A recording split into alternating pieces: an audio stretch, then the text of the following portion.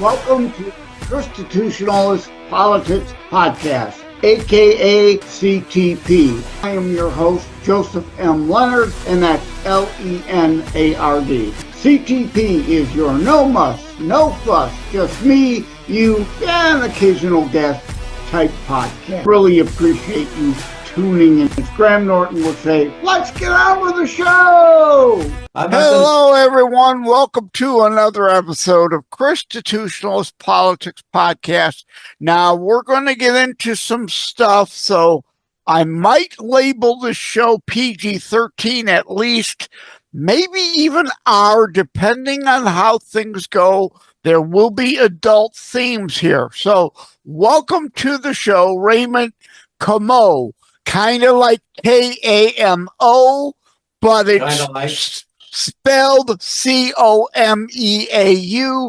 And as I was explaining to you, I'm not Lenard, even though it looks French. I'm Leonard without an O.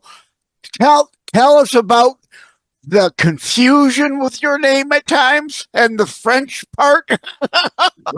Growing up I grew up in Elizabeth, New Jersey, and everybody was like, "Oh, Perry!" All the teachers, "Oh, Perry, will you stand up for me?" It was Perry Como in the '60s was a very popular singer. Yeah, okay? So I remember. So, but they didn't matter the spelling, because the spelling would say they Comeau. You know, if you don't know French, EAU is O. The language got to kill the name. So you got to go with Ben. You can't. Some people would fight for that. You got to go with the flow. Ben, bob and weave. So that's life. That's right. Yeah, I don't get upset when people call me Lenard. It looks French. But it was actually Leonard Awowskowicz or something. I haven't dug back far enough in the heritage woodpile to see what it was in original Polish. But it's Leonard without an O now. But, to get upset about... The only reason I care and make the distinction, as I was saying before we hit record, is there is a Joseph Lenard who is also a Christian author out of South Carolina. So, of course, and I've even so I write under my full name with middle initial, Joseph M. Leonard. Leonard without an O. And I wonder if he gets any email about my books, because I've gotten emails about his books asking me, you said this and this in this book. What did you really mean by that? And I said, wrong guy. That's hey, you know how many Ray Comos there are? There's a Dr. Ray Comeau. I said, okay, I can't think. So I went out the whole Raymond G. Comeau. And that's all everywhere where I go. I have Ray Comeau. What do you call me? Ray. So. For the benefit of those viewing on the behind the scenes, I'm holding up kind of a press release and it says Raymond Comeau is an award-winning, if I could talk, multi-best-selling co-author. Ray is a motivational speaker and transform national coach. Ray retired in 2016 after owning a home and office cleaning business for 34 years. Ray is also the National Education Coordinator of Outreach Reentry Ministry and the National Redemption Project, and interviewed on TV by Jack Canfield. I frankly don't know who that is. On Hollywood Live, author of Chicken Soup of the Soul series. Now, before I get into why that confuses me, let's give a little more of your background. Where were you born, raised? Where are you still there now? Where are you now? That sort of thing.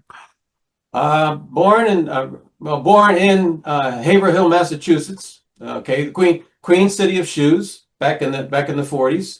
My father moved to New Jersey to paint, to be a painter, a physical painter for Engelhard Industries, and I went along with him. That was at 3 years old. Raised in Elizabeth is a great town, multicultural. Okay, the problems in the 60s over in Newark, New Jersey, they had the National Guard, we never knew the guys, we never knew why. Why did people get so angry? And we're only a few miles away, 5 miles away. Why did they get so angry? They had less than we had, I guess. There's always that point where if you have less than somebody else, there's gonna be problems. There's gonna be problems, but we never had that problem. Elizabeth was a great town. Yeah, and also there's always outside agitators and instigators stirring things up. Yeah, oh yeah, but there was, there was a Portuguese resident down in the Ironbound section. He had a 5,000-man army. Okay, he had a car made into a tank. He said, "Come on down. If you want trouble, come on down." So there was an area where you had separation. Okay, Portuguese and African Americans. So that can create problems. There was Italian section. There's just like Elizabeth. There's different sections then. Now it's all mixed. Now it's, everybody's living everywhere else. And I think, is it for the better? I think so. Because you're not walking around with a chip on your shoulder all the time. Yeah. I'm from here, So I was born and raised in Wyandotte, a southern downriver of Detroit suburb. Wyandotte, it's not a big place, but it's not overly small. And there's the little Polish area, the little Italy area, the little German area, which is, I'm of mix of all three of those, and all kinds of the little Arabia area, but as you say, over time, it mixes a little more than it be as segregated. Now, when we say segregation, there is a difference between segregation by force and segregation by choice. Human nature is that we tend to hang with people like us. That's not necessarily automatically racism and hate. Right? It's people who look like you and talk like you. Don't judge a book by its cover. I agree with Martin Luther King Jr., right? Content of character. But unfortunately, human nature is we do that a lot. And indeed, if they look like you, talk like the general thinking is their thinking indeed will be similar and theirs may not. And we have that by choice segregations at times. When it's illegal is forced segregation. But the things that's changed so much now is you get along if you go along. Okay, so if you don't follow the people in your neighborhood, okay, if you don't follow them, I don't want to do that. I don't want to sell drugs. Then you separate yourself. That wall comes up. Eventually, if they start bothering you enough, you start, okay, I got to bend to their ways, and that's how people change. A lot of the people around the world, around areas, they change because I got to go along to get along. So that's selling drugs. You got to be part of the program. Path of least resistance. Peer pressure. I had on DPB a rapper who has a song, Peer Pressure. Exactly. I mean, human nature is complicated, and someone who's never studied psychology in any way, shape, or form often has a hard time understanding that why can't we all just get along?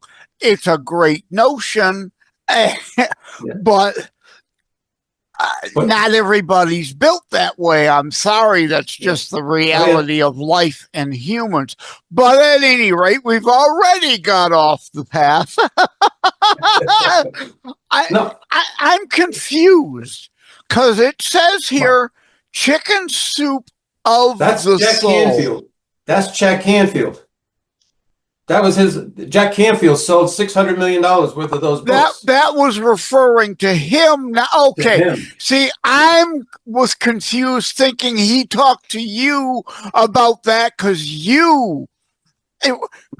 indeed, and I've not heard of chicken soup of for the benefit of the transcript and audio, I'm doing the air quotes of the soul. We're all familiar with chicken soup for, in air quotes, the soul. And all that was confusing me. All right, so we can throw that out because that wasn't you anyway. So that's what made him popular. Now I'm trying to do my popular with my book. Exactly. So the book on the sheet, before we get to other things, is What Bad We Do, Don't Ever Cross the Line. What inspired that? Well, the day that I got my calling, that night, the same night I got the type for the calling, God gave me that What Bad We Do. Whatever, Don't Ever Cross the Line came later. What bad we do is to list the things that we do bad. It's almost like you say the 10 Commandments, except we've changed a little, and now we got 34 problems, and they're all problems. Each one: lying, swearing, bullying, assault, selling drugs, alcohol problems. They're all the things that we do bad. That's what God gave me the thing. But later on, I said, well, that's okay. That was to remind people of the things they did bad. We forget. We might do one bad thing, or we might do 5 or 6 or 8, 10 different bad things. But we need to be reminded to come back and say, God, forgive me for what I've done. If we don't remember, you're not going to go to the next life. 3 weeks after I started writing my book, I needed a website. I didn't know what a website was. Within a few days, I came up with OurSoulsDirection.com. My book is to lead people, to know what bad we've done, ask forgiveness, so you can go to the next life. A lot of people, when they don't remember what they've done, they get to the door. Hello, God, I'm here. God, the gate's not going to open. Yeah. You've done the things that you're not supposed to do. I worry. I see a friend of mine, Pastor Sean Todd of Wham Radio here in Michigan, has a show called The Intersection at noon on Sundays. I call them the Matthew 23 Christians, right? He's the vipers, snakes, blind guides, Matthew 23.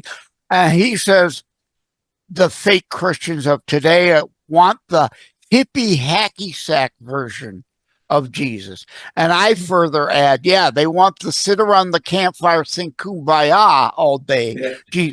They want to leave out the tough love parts. And just everything's great, everything's wonderful, everybody's going to heaven. And I'm sorry, sadly, it ain't going to work that way. You need to read the whole Bible, hence why I created the show, in full context. Now, before we get to the potentially R-rated stuff, I wrote down defender of Christian values, and that will lead to the R-rated kind of stuff. So, but let's talk about that a little. Well, okay. The simplicity of one problem in the book, lying, all right? Everybody lies. The day you lie and it changes somebody else's soul, changes somebody else's way of living, that's when you have the problem. That's when you cross the line, all right? The line separates, all the 34 problems separate. Hence, what bad we do, don't cross the line. Right. Great. Exactly. When the wife says, do these jeans make me look fat? The answer is no, dear. Even though inside you might want to say, no, they don't make you look fat, but clearly you're putting on a few more pounds. That's detrimental to the relationship. So yes, a little white lie, right? The intention matters. If you're telling a lie intentionally to harm and deceive, or to gain power, gain control, or or Yeah. to steal or Right. right. There is distinct. The little white lie is still wrong, but it is Well, very forgivable over the other ones. Yes, exactly. Joseph, there you go. Right there. Right there, Joseph. You can't, it's lying kills. it Okay? can. Lying takes Yeah. lying takes lives. Lying puts the wrong people in jail. Lying does a lot of bad things. But when you're a kid and when you tell a lie to your parents, okay, and you go up, they say, "Did you do this?" And the first thing is, and you start crying. You say, "Okay, if you say no, I didn't do it. If you get away with that, wow, oh, that's a negative euphoria in your life that can be repeated." I was looking for a word for negative euphoria. I came up with the word nephoria because there is no word for negative euphoria.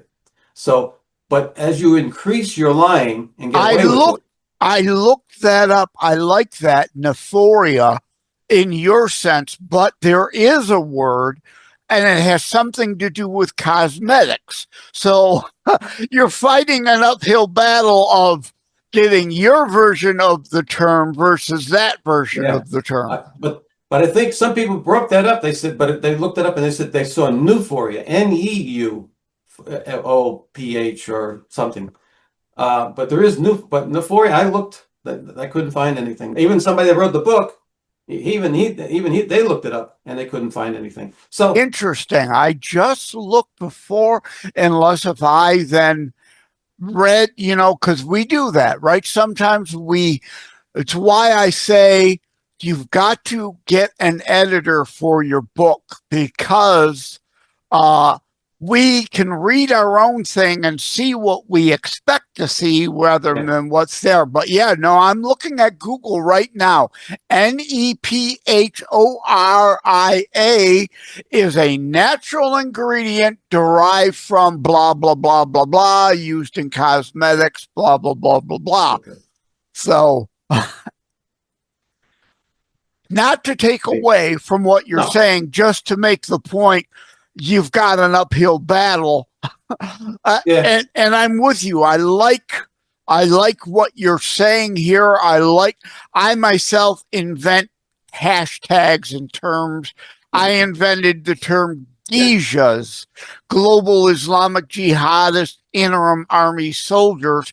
It's easier to say Gijas than Islamic fundamentalist radicals, right? So Gijas like yeah, Nazis. So it yeah, makes sense at times to invent a yeah. term and hope it gets into the nomenclature like you are. And hopefully this show can play a small part in indeed getting that into the Let's hope so. nomenclature. But yes, back to your point, indeed, endorphins can be released in a negative fashion.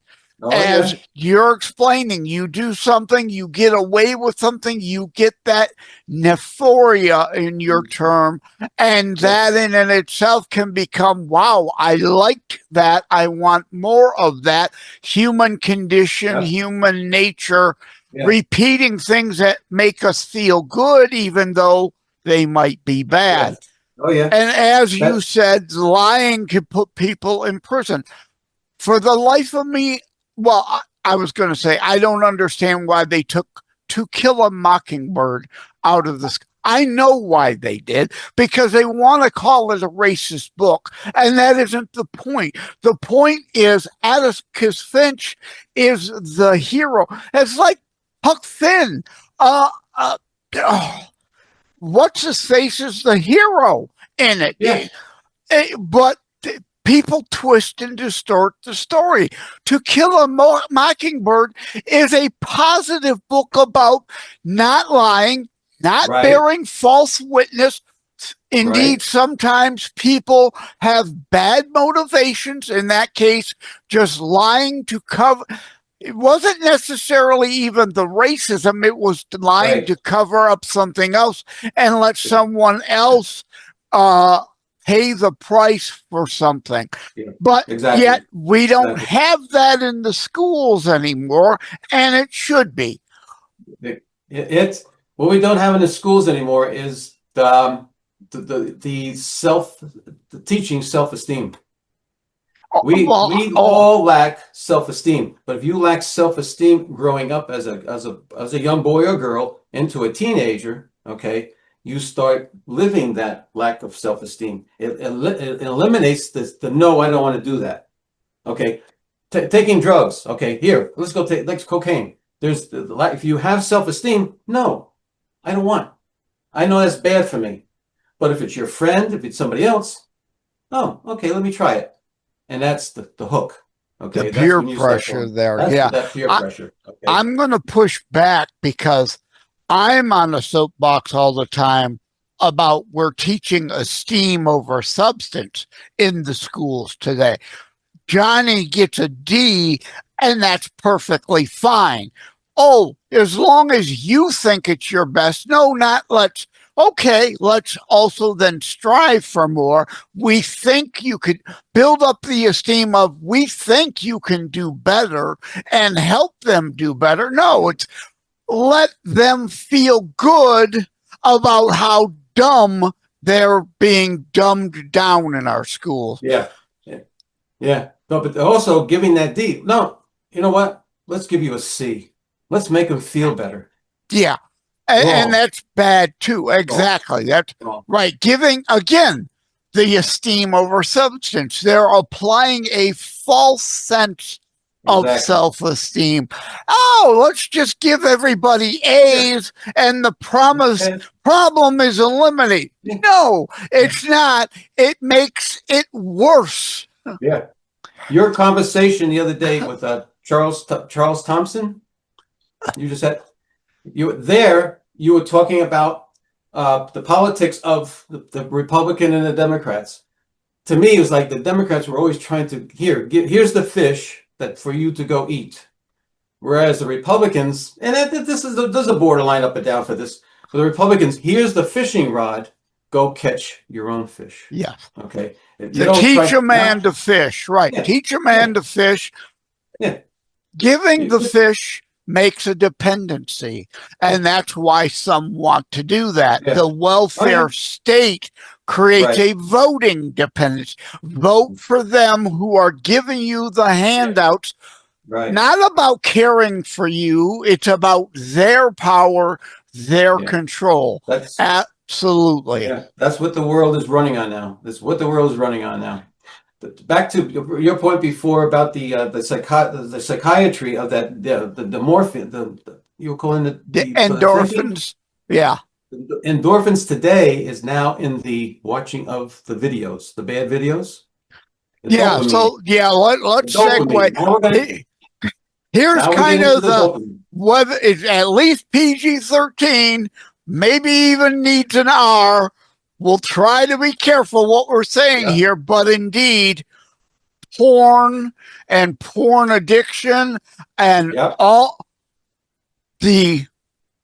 as part of defender of Christian values, because it leads to almost the esteem problem again, the sexualization of both men and women, the idolization of the imagery rather than the content of their character, and this false sense of, well, why doesn't everybody look like that? Because although there's all kinds of weird classifications of porn these days,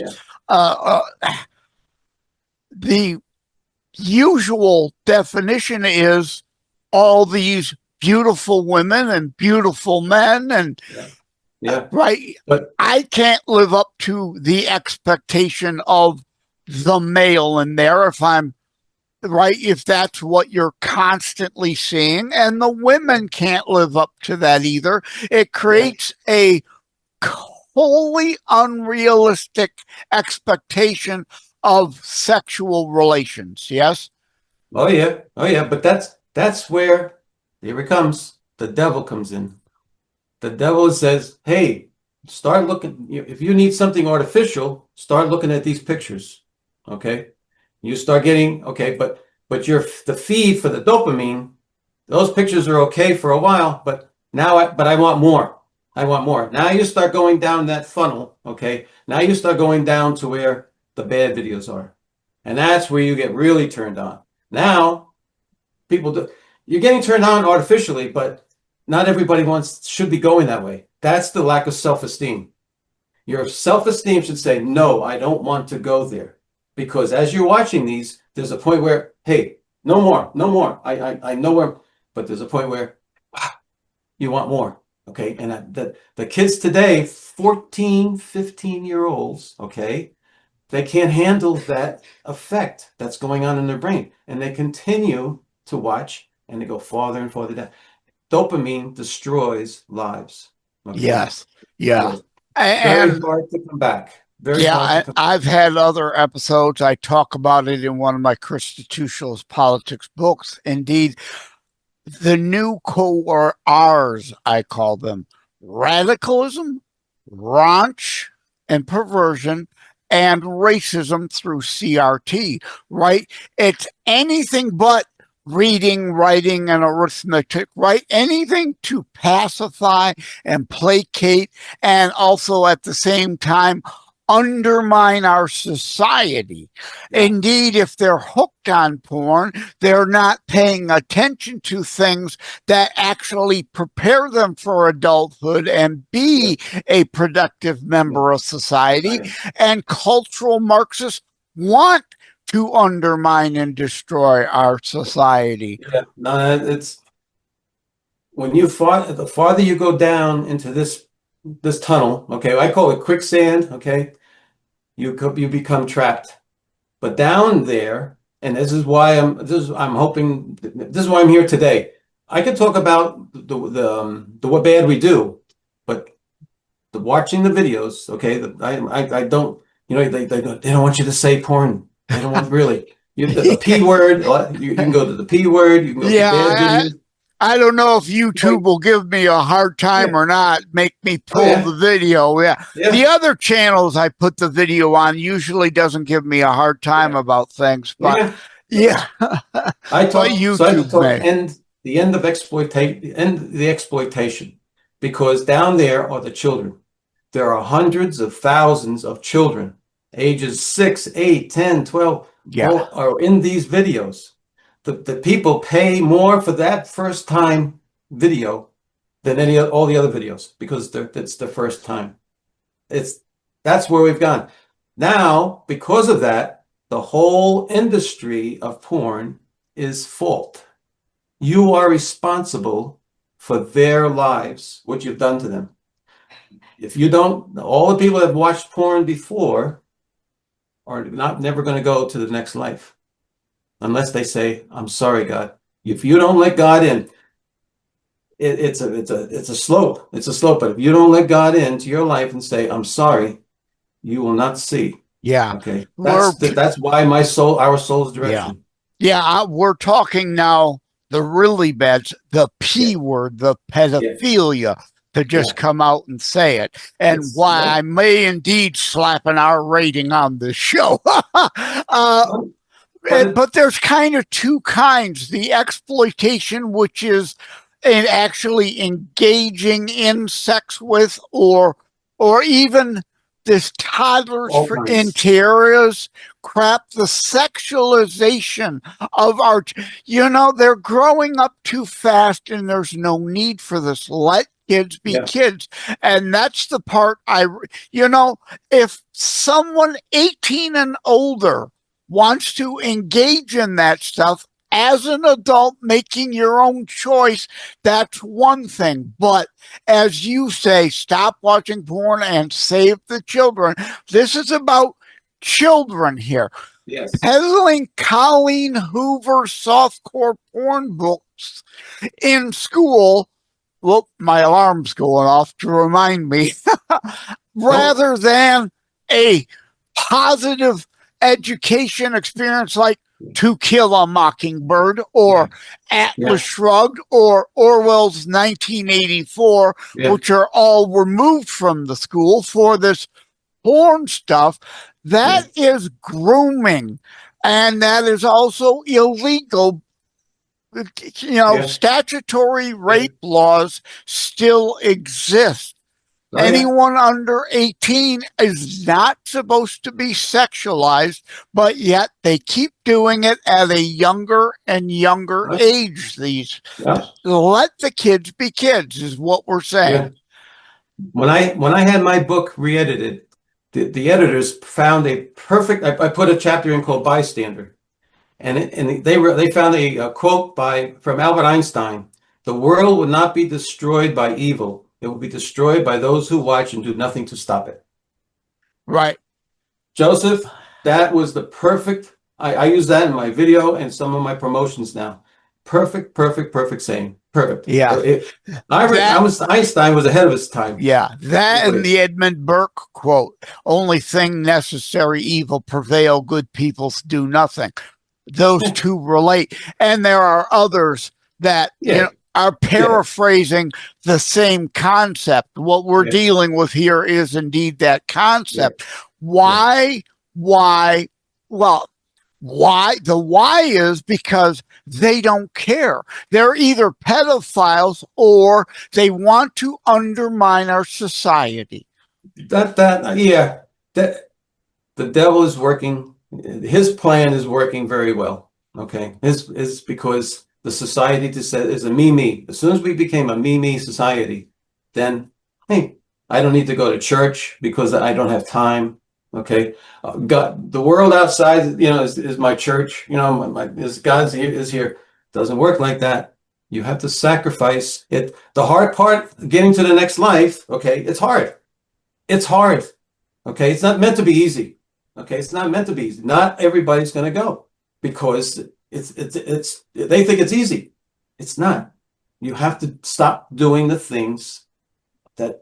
Or they're seeking a church, as we spoke earlier, the kumbaya only Jesus. Yeah. Everything is great. Everything is wonderful. Yeah. I'd say it's like we've gone back to the 60s. If it feels good, do it, right? Do it. As you said, me. If it feels good for me in the here and now, consequences be damned, everyone else be damned. Even though we're in this day and age about, everybody's feelings, only their feelings matter, nobody else's feelings matter. But we have to remember, the Jesus Revolution came out of the hippie movement. They eventually woke up to, hey, there's got to be more than this. Right. So I'm hoping that pendulum is again swinging back. And one of the reasons why I created this show to hopefully help push that pendulum back. Yeah. We have Gallup poll just did a survey. 41% believe that it's morally okay to watch the videos, the bad videos. 41%. I think it's because they don't know about the effect of the children. I think if they knew that they're responsible for the whole, the demand for the supply is responsible. Okay, we have to remember that the demand for the supply is responsible. So it's gone in the wrong direction. Exactly. That's exactly what we're saying here, right? They're in the me, the them. Anybody else's feelings or circumstance, the harm it does to the others, they don't care because they only feel, they don't think. They don't think it through. And again, why we cross the line. Yeah, that 60s thing again. If it feels good, do it. Me, and not what can I get tomorrow? No. Why didn't you get it to me yesterday? Yeah. Right? I want it not now. I want it yesterday. And that's why the line, that's not for me. I want it today. We crossed the line. That line is meant for everybody all your life. From the time you're born to the time you die. You don't cross the line. Yeah. So. Again, I'm hoping. And at Substack, I've got a piece, Losing My Religion, kind of playing off that REM song, right? because I saw a study that I think was kind of rigged, and a poll about people leaving the Catholic Church in Germany. Well, that doesn't factor in that maybe they've all of a sudden decided I'm going to go to a Protestant or a Lutheran or a whatever. What I say the show, I'm born and raised Catholic, but this is not a Catholic, Presbyterian, Methodist, Lutheran, Baptist, whatever show. It is a Christian show. So if they're leaving one church but going to another church, that's a whole other proposition than people are just leaving the faith like they were trying to imply. Yeah. Oh yeah. But or church religion gets in the way. You know? Yeah. That's a lot of belief also. It gets in the way. Well, that's the cultural Marxism again. You froze up for a second, but you're back. You seem okay, right? People want, like many on the left, want to undermine Christianity because with Reagan and Pope John Paul II, it brought down the Soviet bloc. So it is our Judeo-Christian ethos foundations. They don't like that. They want the humans, that, you know, their politicians, government is God. Yep, again. They want control, you know, like you were saying the other day with Thompson. Absolute power, power corrupts, absolute power corrupts absolutely. Yeah, Charlie said that. I had some differences with Charlie, but like everyone, I want to air people who are not exactly on the same page as me, right? I don't want completely an echo chamber here. Right? Because that's not good for us or anybody. I lost my train of thought where I was going to go on that next, but yeah, I remember anti-Semitism on the rise. And to me, fake Christians, Matthew 23 Christians, well, the Jews killed Jesus. Hello, did you read your Bible? If you're upset with all Jews now for what a few Jews did then, you're out of your mind.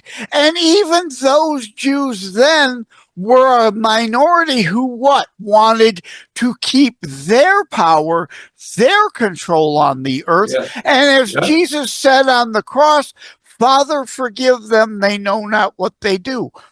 Jesus had to die on the cross as the final blood sacrifice. It was ordained, and he fulfilled the prophecy. So if you're mad at anyone, let alone a whole class of people, the Jews for that, you're angry and mad at God. Yeah. Because it was his plan, his will. I don't get this, but yet they can't see it. They're blinded by this Satan, in part, infiltration and wanting to sow hate and division. We do wrong because we have an excuse to do it. But no matter what we think about, we need an excuse. That's one of the chapters in my second book. Why we do the bad we do. We make excuses. People can have a book of excuses. Oh, excuse 1,320, and here's my excuse for that. We need an excuse. We need that's what it. And we're going back to what you said before, the control of the government. You can't have God and government. Okay, it says God and country. No. It's party and country. It's the belief that the controlling factor that they want. It's not. No, God has nothing to do with it. Country doesn't even. The party, the leader, if you want to say king, You froze up again. Hello. There's no party. The CTP wants to control. That's why they really reject a lot of religion. Yeah. So Again, even Russia. So yeah. you got to control it. You have to control religion, and God doesn't. You don't control Uh-oh, God. you froze You again, don't though. change things. Yeah, you don't change. Yeah. The Pope they want to legalize things. They want to change the church. You don't change. The line is the line. You don't Right. change the line. And it's like the differences in, I was going to joke, there's one volume of the Bible, but there are many satanic volumes. But that's not even true. Satan, it is man who have screwed things up, not God. Yep. We have all the Christian divisions because of man, not God. It is man that have done these things and made these divisions, in part with influence with Satan. So that's why I say over and over on this show, it's a Christian show. And if Catholics are fighting Protestants or Methodists are fighting Baptists, Lutherans, right? I'm part German. My grandfather was Lutheran, became a Catholic to marry my grandmother, right? But if we're arguing about those divisions rather than the things that should be bringing us together, Satan wins, not Christ. Yep, exactly. There's too few mirrors in the house. Nobody looks in the mirror. Okay. The problem with us, look in the mirror. I mean, eye to eye, and you think of it. You're the fault. Okay. The lack of self-esteem. You're not going to look at yourself in the mirror the right way. With self-esteem, you will look in the mirror and say, I like you. Okay. Yeah. Otherwise, you don't. You really don't. Well, it goes back to lying. A lot of people can and will look in their mirror and buy their own bull bleep, right? They believe they own, there are some with way too much self-esteem, and the sin isn't pride. I should have pride in Sally getting all A's. I should have pride in little Johnny hitting the walk-off home run at Little League. I should take pride in a job well done at work. It is the sin of hubris when I then go into my boss's office and say, I'm the only person on the planet that could have solved that problem, pay me double. That's the sin, the hubris, and people can look in their mirror and not self-reflect, and indeed buy their own bull, their own lies, that how great they are. It's like the rapture. I've got an episode, couple on that. There's so many people that worry me. The rapture is way above my pay grade. Right? If and when it happens, it's on God's time and God's terms, not ours. Whether God deems me worthy to rapture or not is not up to me. It's up to him and his reasons why. But there's a lot of Christians with hubris run around, oh, the rapture's coming. Bye, suckers. They insist they're going to be raptured any minute now. And that's hubris. That's putting it on your plan, your time, your hubris. No, that's up to God. That's way above our pay grade. So all this talk about the rapture to me is silly. Whether it is or is not, and it is not in every Bible, it's become a more modern era phenomena, this caught up notion. So again, thinking about it and worrying about it means we're taking time away from things we should be doing to make this a better place. Right. You just don't doubt your direction. Right. Don't doubt. If and when that comes, then is the time to worry about it. There, we must sow to reap. 2 Chronicles 7:14, I say all the time. If my people pray, turn from wicked ways, I shall heal their land. They want to leave out the turn from wicked ways part, which requires actions on our part to sow good so good can be reaped. Yeah. Otherwise, we're complicit, to use the word you used before, in the evil, the rotten fruit we're all trying to have to choke down to sustain because we did nothing. Right? We require actions, and God will help. And no weak moments. Weak moments will take you away from that rapture. Okay? You can't have weak moments. Okay? That's when you lead, when you go off the track. That's when you go to, away from where you want to go or where you should be going. Because it's easy, the devil, hey, psst, come this way. Okay? The rapture is this way. Okay? That's what self-esteem. No, I know where I'm going. You got to know where you're going. I think we're on the same page. And so I'm going to rephrase what I said and kind of paraphrase you. A good, biblical, solid, godly self-esteem versus a worldly, human self-esteem. Yeah. But okay. Yeah, it should go hand in hand. Yeah, okay. I understand. I think all along we've been saying the same, even when I tried to push back. The difference is indeed the godly, positive, biblical kind of self-esteem versus the me, worldly self-esteem. Yeah. Oh, yeah. Thank you. Yeah, I'm glad we were able to clear that up. Oh, yeah. For sure, and again, this is part of the issue. We're all human. We're all flawed, frail, imperfect. We may not always find the right wording at the time we need it.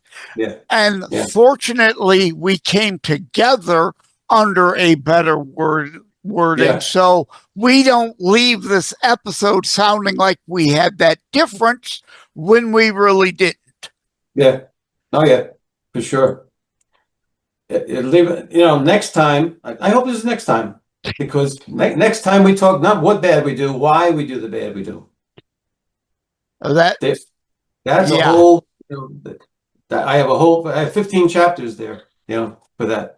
Thousands, or if you want to go evolution, millions of years of human nature to talk about in the whys. And there can be different motivating reasons underlying the why. Yes, that indeed would be a whole 3-hour show in and of itself. Oh, yeah. You go to hate, anger, we do a lot of bad things. So it's why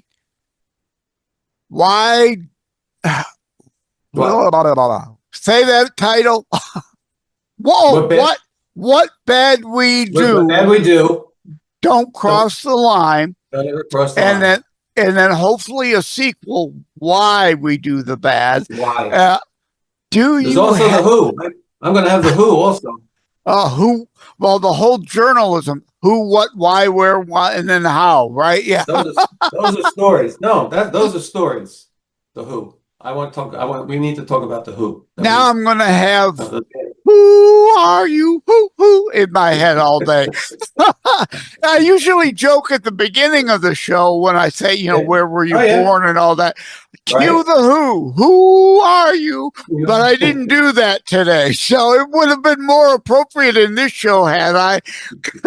At any rate, to wrap things up, because and we could go forever, but we've gone longer than I normally go. Do you have a direct website? You mentioned one. I didn't write it down. What is it? Okay.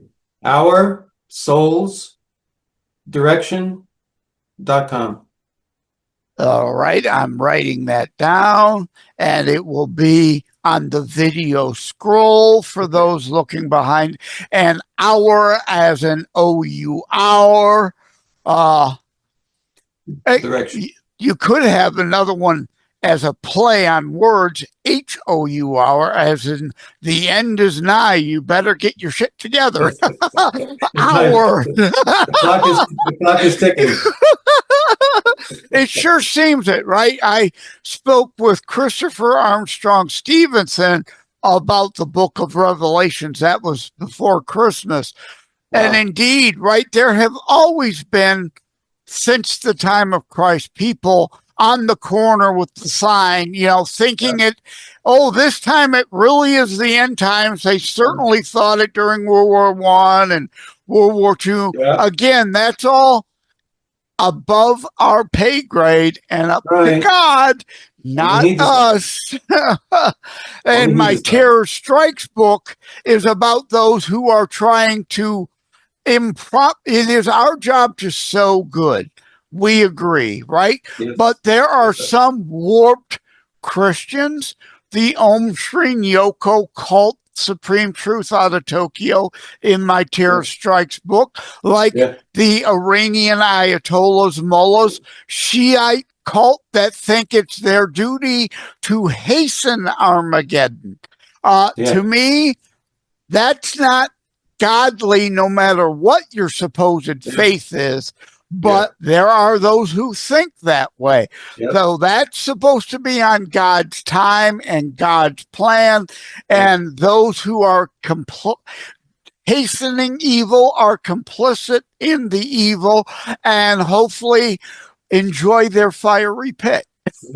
Oh yeah, Joseph. To make it more simple, you have to follow my shirt. Yes, for those viewing or listening on audio or reading the transcript, his shirt says, "Hey, cut the crap." Cut the crap. Cut the crap. Universal. That's universal. Thank you, Raymond Comeau, spelled Comeau. And again, if you view on video, that'll be on a scroll for people to see, but for the benefit of audio and the transcript, again, the last name is Comeau. The book is, I'll read it right this time, What Bad We Do, Don't Ever Cross the Line. Available Amazon and all that stuff, I'm sure, right? Yep. Barnes & Noble, too. Yep. Yeah. Books A Million. Yeah. Matter of fact, I'm talking to them next week. Good. Well, if the book is uploaded through Ingram Sparks, Books A Million should have already automatically picked it up. Yeah.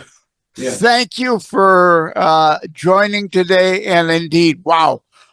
I try to keep the show usually to 30 minutes so people can go to lunch, put on headphones, eat their lunch, be done, go back to work kind of time. This one went a little long. Yeah, no. This needs to be longer. Yeah. Well, I call it the Twitter attention span. It's the time we live in. Everybody wants, give me the synopsis, right? Yeah. That's why AI cheating is so popular. Not now. I want it yesterday. Do it for me. Don't make me do it. Right? Yeah. Again, that's a whole other hour we could go on about. Thank you again, Raymond. Have a great day. See you. Thanks, guy. Wait. Don't leave yet. I know we've already run long, but I didn't want you to have a bad or false impression of what I was saying about the rapture. The issue, again, is not the question if or not, above our pay grade, and we don't know when it's coming, if it's coming. If you insist it is, okay. We don't know when. That's on God's time, God's plan, not ours. There are things we need to be worried about doing in the here and now before that comes. But hubris as the pride, right? It is one thing to say, and this is the clarification I want to make. I hope I'm going to be raptured. I think I will be in the rapture. I pray I will be part of the rapture. I'm preparing. I'm trying to live in a fashion that I will meet the rapture criteria. That is one thing. That is okay. That is not a problem. What is a problem is I'm going to be raptured. Bye, suckers. You've got to deal with everything down here. I'll be gone. That is the hubris. That's not godly. That's hubris. That's the sin of hubris, right? That is putting you above God. It's your plan. You're insisting, not God's plan, and being part of God's will, open to God's will.